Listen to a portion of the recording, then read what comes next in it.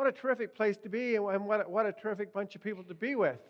Can I just get a sense, how many people are not from Ontario? Okay, that's quite a crowd. So you guys have never heard of Rob Ford. So this is cool.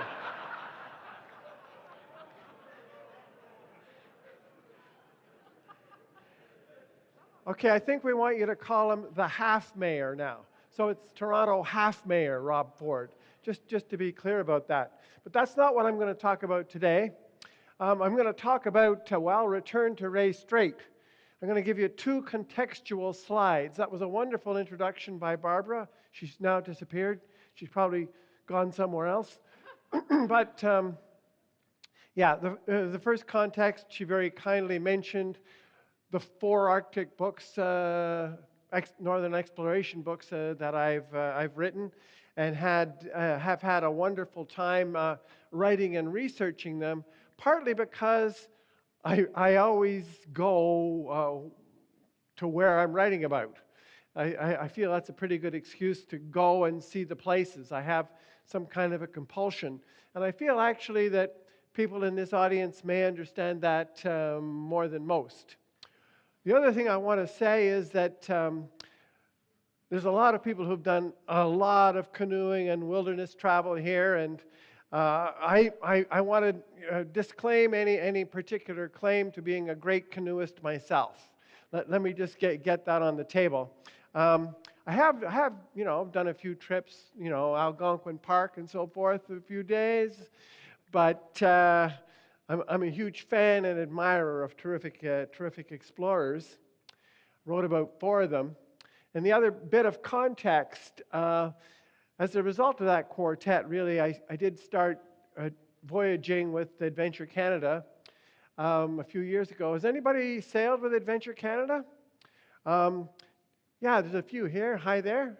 So this is basically the situation. You've got a ship with about 120 passengers usually, and a staff of 10 or 12. And this is how you get back and forth. Probably many of you have done some travel in Zodiacs and so forth. So that's a bit more context. But the story I'm going to begin actually begins in Cambridge, in England, where I was working as a journalist for a long time, and I was at that period in my life in Calgary. I was the books editor, the literary editor at the Calgary Herald, and I won a journalist fellowship to the University of Cambridge to study for 4 months, 3 or 4 months. And I had written 3 novels at that point, and I thought I was going to write another novel. But when I went to the Scott Polar Research Institute, in my novel I was going to have a minor character by the name of John Rae. So I began researching Rae, and the more I researched, the more I began to feel, wait a minute, this guy's been ripped off by history. And to tell the truth, it upset me. It made me angry. And so I set the novel aside, and because I said to myself, if I write it as a novel, people are going to be able to dismiss it. Oh, that's just fiction. We don't have to take it seriously. And I wanted to set the record straight as regards John Rae. So I then sat down and wrote it as a work of narrative nonfiction. John Rae, Arctic explorer, just to fill you in a little bit, he solved the 2 great mysteries of 19th century Arctic exploration. Number 1, he discovered the fate of the Franklin expedition, which I'll talk a little bit more about. And number 2, he discovered the final link in the first navigable Northwest Passage. The only Northwest Passage that ships of his day could navigate. So that was the man who I was looking at, and he was also an extraordinary overland traveler. I'll touch on that a little bit more. But so I was there in Cambridge, and I was digging into all these. His papers are at the University of Cambridge. So I was digging through his original papers and all kinds of related documents. And I decided I wanted to go to Orkney in the northern reaches of Scotland, which is where John Rae comes from. Because, as I say, I'm a firm believer in going to places where things happened. And it tells you so much when you go to a place. And this was the house in which John Rae was born and raised. Obviously, it's a bit the worse the wear now. And this is the Hudson Bay headquarters as they were in 1998. It's been fixed up somewhat since then, although unfortunately the house itself has not. So Rae was born here. His father was a factor to an absentee landowner. And also he ran basically the Hudson's Bay Company situation there in Orkney. Now Orkney, Stromness in particular, the cobblestone street town, that was where all the ships crossing the Atlantic stopped. They made their last stop in Stromness. Why was that? Because that was the last port of call. They had to get fresh water. That was the last place they could get fresh water. It was the closest to sailing over to Greenland, to what they called Disco Bay in Greenland. So that was the shortest distance crossing the ocean. So they would stop at Stromness and fill the ships with fresh water from Loggin's Well, which is still there, still visible, not in use. And that's in part why, that was one reason, so many Orcadians worked in the Hudson's Bay Company. A lot of them were there. They were terrific, hardy workers, too. And they were tough, like Canadians are, right? I mean, look at this last winter we've just gotten through. We're incredible. So they're also... they're also pretty tough. They got some pretty good training in Orkney. Now, so Rae was basically upper middle class Orcadian. And he went to Edinburgh to train as a doctor. They trained young in those days. If there were, he had a tutor at home. But he was also an extraordinary hunter and so forth before he ever left Orkney, because you've got a rugged landscape there. So his father gave him a musket and so forth at a very young age. And he and his brothers had a boat that they would sail around the harbor in. But he goes to 16. He goes down to Edinburgh. This is more or less what it looked like in those days. And he trained as a surgeon. So he became, and this is downtown Edinburgh too. This is David Hume, and there's St. Giles Cathedral. So Rae was there. He would have seen St. Giles. I'm not sure offhand when the Hume statue came up, but okay. So his father, of course, is running the Hudson's Bay operation, and John Rae, having trained as a surgeon at one of the best universities in Britain, he gets on a ship. He figures, I'm going to have a summer job. I'm going to try it out. I'm a doctor, but I'm going to go over and work in Rupert's Land and spend the summer there. So he's on the ship, and they go over there. Now, the thing, of course, is you're talking small wooden vessels. You're not talking icebreakers. So there was a short sailing season. I think every winter was very much like the winter we've been having now. They always had the polar vortex there. They were dealing with it. So they managed to sail in, but they left a little late in the season. And they had to get to the bottom of Hudson Bay and offload their materials and then onload the furs, because this was the whole operation. It was Hudson's Bay Company. They had these posts around the bay, and then the native peoples would bring the furs there. I'm sure you know all this.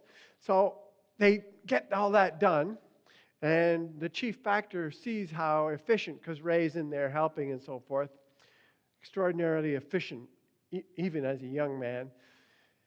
They sail out, and the ice, they cannot get through.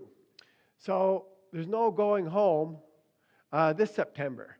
So they turn around and come back to the bottom of the bay, and they have to spend the winter there at Hudson's Bay.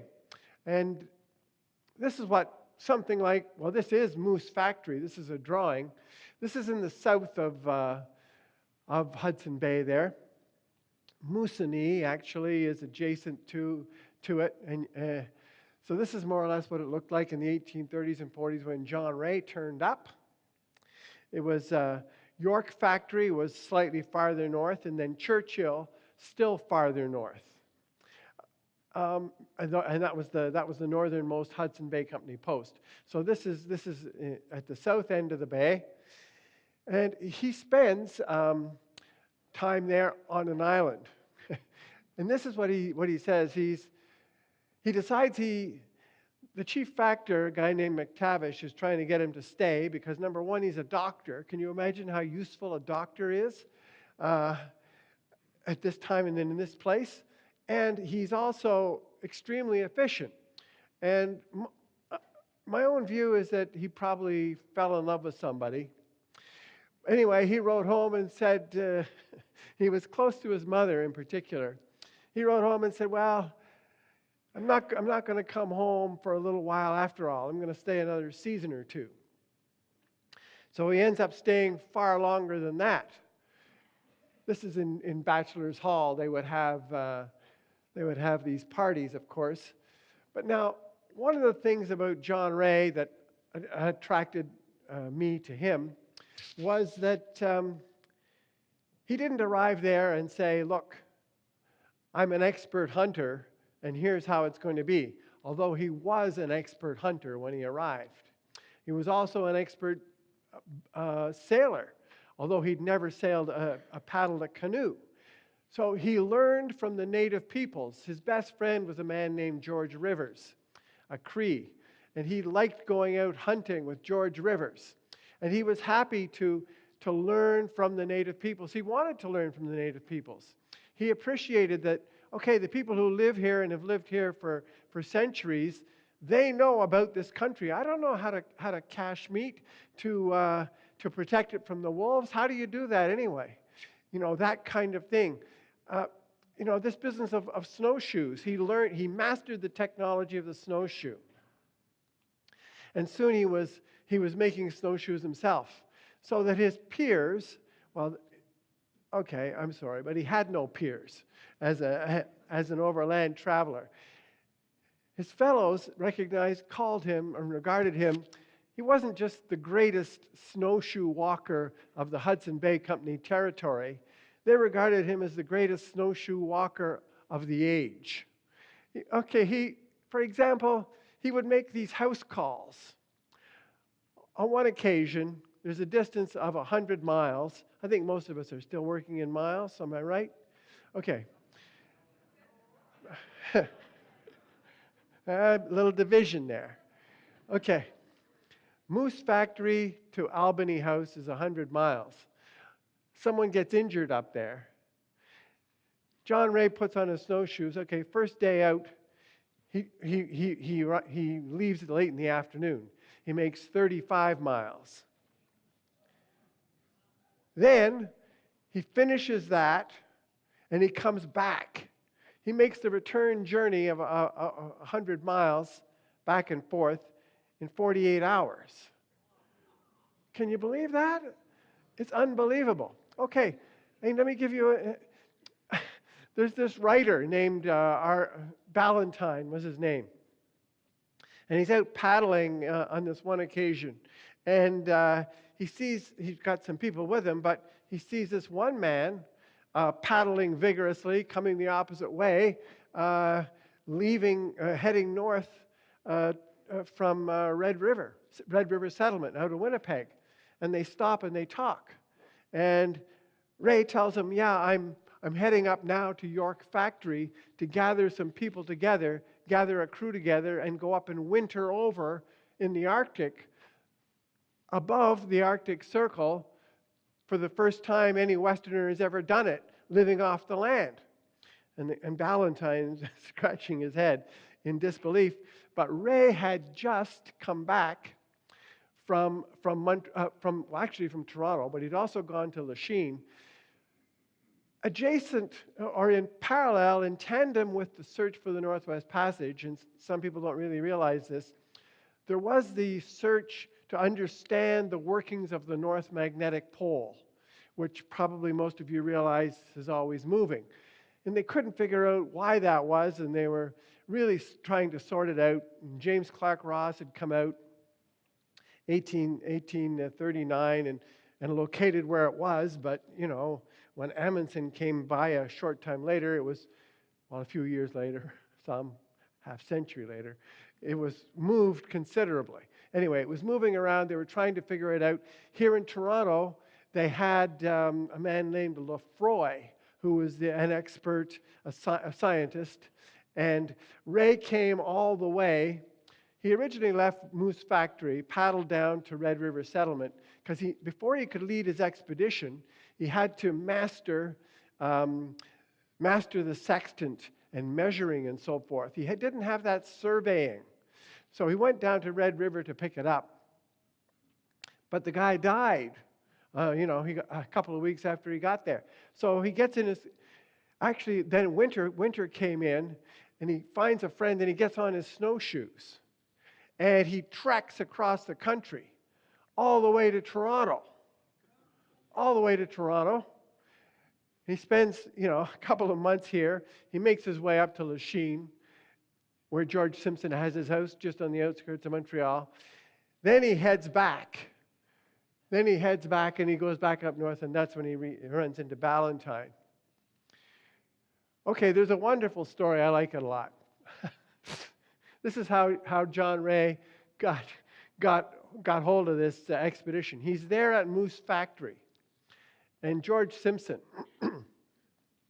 my favorite description of George Simpson, he's the guy who ran the Hudson's Bay Company, Peter C. Newman. I don't think it can be improved upon. I tried. I haven't been able. But he described Simpson, well, he was a bastard both by birth and by persuasion. He was the little emperor who he would be like the boss from hell. He'd be on your case all the time. So he was up, and he'd call up at Moose Factory when Rae was there. And he's boasting, basically, one day about his fantastic canoe. Here's Simpson here. This is Simpson. Well, that's a depiction of Simpson. And here's his bagpiper. And when Simpson was approaching a post, he had his personal bagpiper that John Rae's father had helped him find. The bagpiper would get up and play the pipe so that people would know Simpson was coming. So he's boasting about how his fantastic canoe can outrace anything on the water. And John Rae said, well, I don't know about that. If I've got some good Orkney men here, if I had an Orkney boat, I don't think you could beat us in a race. Oh, just Simpson said, oh, okay, go ahead, build your boat. Rae knew enough about boats to build them. And he said, okay, I'll see you next year. So Rae built a boat. The York boat is based on the Orkney boat. This is a contemporary York boat. Rae built a boat, and of course, Simpson comes back, and they set a race up around that island up there. I think it was probably Charlton Island, and then around, and away you go. We'll see who wins. And, well, the outcome, I've set it all up. You know what the outcome is. Rae's Orkney boat, comes around the corner, and sure enough, it's that funny Orkney boat way out in front. So Simpson realized, and he heard stories now about Rae and his hunting and his fishing and his canoeing and his snowshoeing, and the quest was ongoing for the Northwest Passage and to ascertain the geography of the northern coast of the continent. And the Hudson's Bay Company, as part of its charter, was supposed to be handling exploration.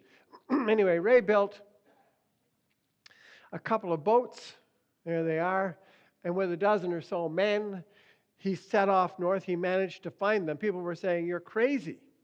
You're crazy. You're going to go up there and die. But he managed to find enough men that believed in what he could do. Oh, another thing. He still impresses me. Rae was the chief hunter of every expedition he ever led. So, yes, he would always have a native hunter with him, but he would always exceed whatever the native hunter was able to do. Of course, then the other men, they weren't hunters. I mean, think about Franklin wandering around up there. Okay, I won't go there right now. So he winters over up there in Repulse Bay, and this is from a painting by Charles Comfort. That's supposed to be John Rae there. Anyway, they build a house.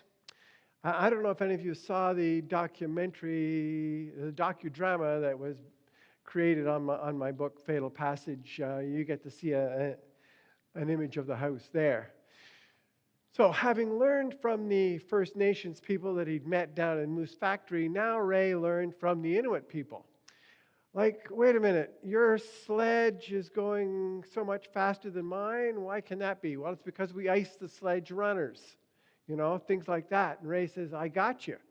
He says, how are you? While he's staying up there, he's freezing. They build this stone house, Orkney-style house. And, the polar vortex comes in a serious way. And then he goes to visit the Inuit in their igloo, and they're all warm. And he figures, I got to learn how to do that. And so he does. And he starts traveling Inuit style, building as he goes along. Okay, so then he goes back after this outing. He goes back to London for the first time. Now it's 1847. And HBC headquarters was here. No, here actually. But he goes there, and that's not there anymore. Anyway, when he goes back to London, he's talking about people. He puts a report about his expedition into the Times, and so he becomes a bit of a minor celebrity at that time. Just at this time, this is 2 years after John Franklin has disappeared in the Arctic. These are his 2 ships when they left. Franklin sailed in 1845. He's been missing for 2 years. They're starting to worry, where the heck is he? Maybe we should send some people after him because he's going to start running out of food. Here's the Arctic Council. There's Franklin up there, a picture of him. This would be James Clark Ross, John Richardson, and a few of the other guys. And they're saying, this is Beaufort here. He's the hydrographer, the main map maker. They're worried about Franklin. We're going to send out some expeditions. John Rae joins the search. He joins ostensibly as the second in command to John Richardson. But Richardson, he's getting on. He's younger, I realize, than I am now, but that was a different day, So Rae joins the search. He takes charge. This is the kind of thing he was up against. Here's the situation. When I talk about the final link, they understood, they had a way in from the east. They had a way in from the west. All they had to do was join those two to find the link. This link down here, they could come in from the east, and they had explored all the way along the west, along here. I want you to note this, though. Here's King William Island. This is the peninsula with a dotted line. They aren't sure. This is why Franklin ends up turning the wrong way. What happens is later, after they've done the searching, they do understand a little bit more. And if you're looking for the link, it has to come down this way here. This is Rae Strait here. What happened was Franklin came down, and off the northwest coast of King William Island, see, ice was coming down here all the time. It was completely blocked at that time. So ice was coming down there. That's why there's no hope over here. Now, they had that shown as they weren't sure about that because of when James Clark Ross went through there, he looked down and he couldn't see. And he marked it as a dotted line. And his uncle then went and put it in as a solid line. That's the map Franklin had. That's why Franklin, he took a wrong turn, ended up stuck in the ice. Here's a almost contemporary map. This was printed in 1857. There you see Rae Strait. Rae was there in 1854. Okay, I'm going to move along a little bit. When he got back home, because what happened was Rae came back with this information. He realized, he got talking with some Inuit and realized what had happened to Franklin. Well, it did not end well. There was cannibalism among the final survivors, and here's proof. He brought that back. Well, they didn't want to hear that in England, especially Lady Franklin. So she enlisted the aid of Charles Dickens. And I tell this whole story in Lady Franklin's Revenge, and basically how Dickens, the greatest writer of the age, managed to vilify both Rae and the Inuit people. Lady Franklin created a mythology around John Franklin. There he is, the Arctic hero. Ha ha. The real hero, the real Arctic hero, is John Rae. And that's what my whole book, Fatal Passage, is about. And he was vindicated, ultimately, by Roald Amundsen, who did navigate the Northwest Passage, became the first to do so. He sailed through Rae Strait, because that was the only way through. I tell that story there in Fatal Passage. That's John Rae expressing his identification with the native peoples. If you go up to Orkney, having a bit of trouble.